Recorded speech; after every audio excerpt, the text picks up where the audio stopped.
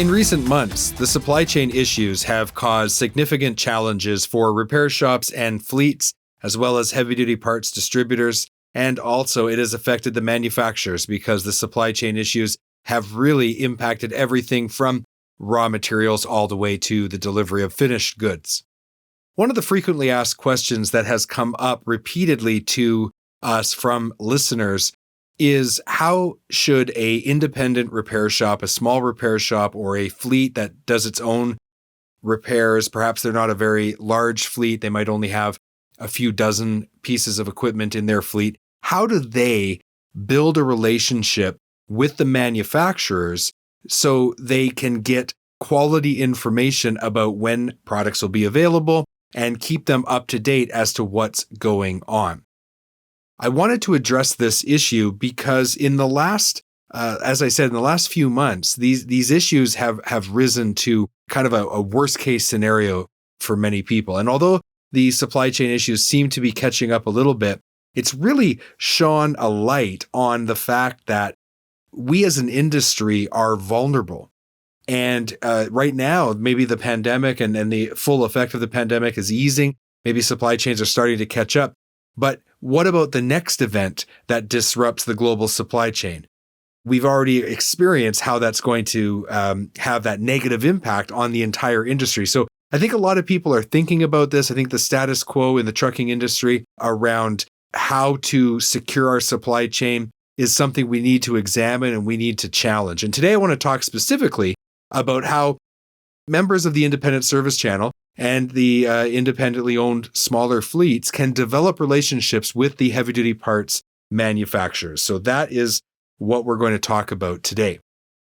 Now, in some of the recent data that I've seen, as much as 80% of repair shops and fleets that do repair have experienced disruption, and over 30% of them have experienced severe disruption. So this is a serious issue that needs to be addressed. And when people ask, how do they develop a relationship with the manufacturer? I think the reason that they're asking that is because they want better access to data and they don't want to be held in the dark while they're waiting for parts. What I've talked to a lot of fleets about and what they keep talking to me about is maintaining visibility of parts. That's the one lesson they've learned from all these disruptions, that losing visibility of parts from the manufacturer through the distributor or dealer and to their location is absolutely essential in order for them to properly plan. Now, as someone who was a sales account manager and worked for heavy-duty parts distribution companies in the past, I also worked for a manufacturer and was a national sales account manager. So I've been on both sides of the equation when it comes to manufacturing and distributing parts. I know that manufacturers want to have a relationship with people who install and use their products. Now, they're concerned, though, and admittedly, we have to talk about this for a minute. Manufacturers are always concerned about something called channel conflict. They don't want to be perceived as going direct and violating relationships that they have with dealership groups and distributors. But they still need to have a relationship with the people who install their products, who use their products, so that they can understand what's going on in the field in real time. This has a huge benefit for manufacturers. And so most manufacturers really want to work with their distribution channel to come out to your location, meet you, talk to you, and build a relationship with you so that they can support you through their distribution channel, the dealer or the independent distributor. Most manufacturers actually have a mandate to work with their distribution channel in this capacity. So why is it perhaps that you've never had a lot of manufacturers brought to your location? When I was a sales account manager, and this is something that persisted for years, there was a reluctance by a lot of sales account managers who worked for dealers and distributors to actually bring the manufacturer reps out with them to their customers. Why that is, I don't pretend to know, because I built my whole sales career around working with manufacturers. It's actually not that big of a stretch now for you to see why I run a show called the Heavy Duty Parts Report that interviews manufacturers and gets information into your hands. This is something that you need to ask for. If your sales account managers are not bringing manufacturing reps to your location regularly, you need to start asking them to do so. So if you're buying parts locally from a dealer, if you're buying parts locally from a independent aftermarket parts distribution company, I think of some of the big ones like HDA Truck Pride members, any one of those parts distribution companies, and you know who they are. You need to ask your sales account manager, say, I want to talk to this manufacturer. Can you arrange to have them come to my location?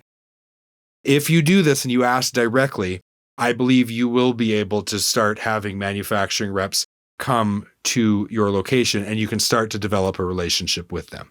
We're going to take a quick break. We'll be right back. Having issues with your commercial equipment?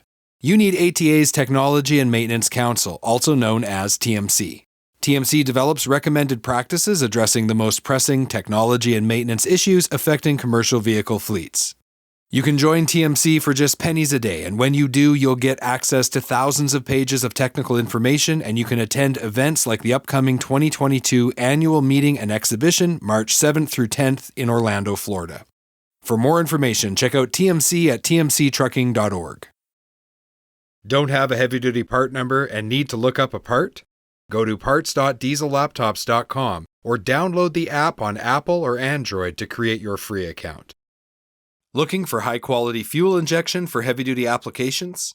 Having one supplier for fuel injection allows you to better serve customers by providing them with a complete line, which increases your sales and profitability.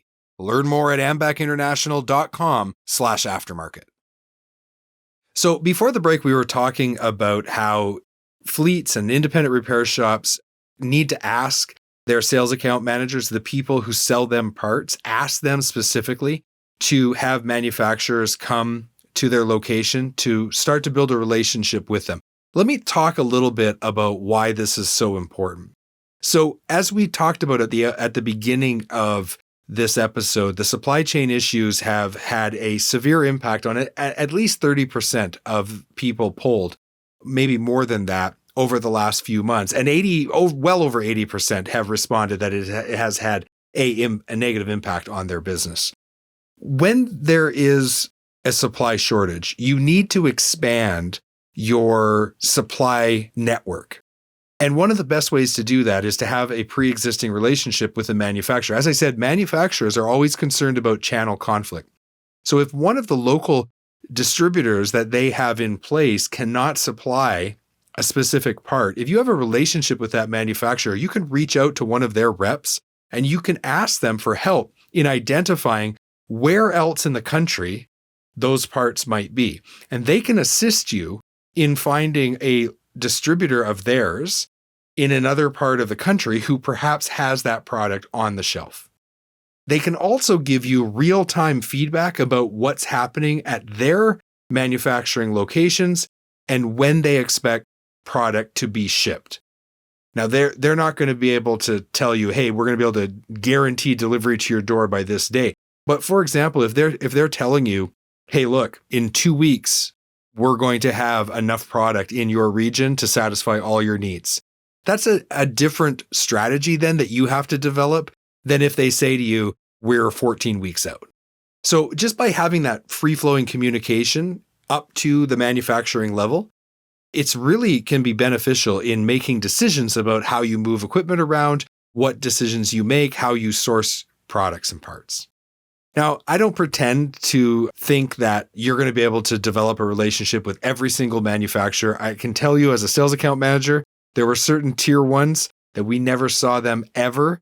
And that was in 20 plus years of selling parts. And there were tier ones who were amazing, who you'd think, wow, I can't believe how much involvement they have at the local level. And there was lots of independent and tier 2 manufacturers that made aftermarket parts. And they were fantastic. They were always hungry to get out into the field and help their distribution sell more of their products. So I think building the relationship, it can help you when you're experiencing these supply chain issues, when you're having these ups and downs. It can help you to take care of your customers, or if you're a fleet or an owner operator, it can help you to make decisions about how to get your truck back on the road sooner. And I think that there needs to be more free flow of information up and down, all the way from manufacturing right down to the people who are installing and using the actual parts. And so this is an area I think we can improve on. And I think your best option is to ask for your sales account managers to arrange this, and then they will hopefully respond with an affirmative, and they will go ahead and take care of that for you. And if you ever need help with any of this, you can also reach out to yours truly. Reach out to me. You can visit heavydutypartsreport.com and go to our contact page and reach out to me or find me on social. That way, if you need help getting connected with a manufacturer or getting access to good quality information, I can do my part to help you. Always happy to do that for all of the listeners of the Heavy Duty Parts Report. So this is an ongoing thing. We're going to see where the supply chain issues take us. We're going to see what future threats there are that cause disruption to global supply chains. And we're going to see what the new normal will be once we get back to whatever that's going to look like once we can, quote unquote, end the pandemic. Thank you for listening to this episode, and we'll talk to you very soon.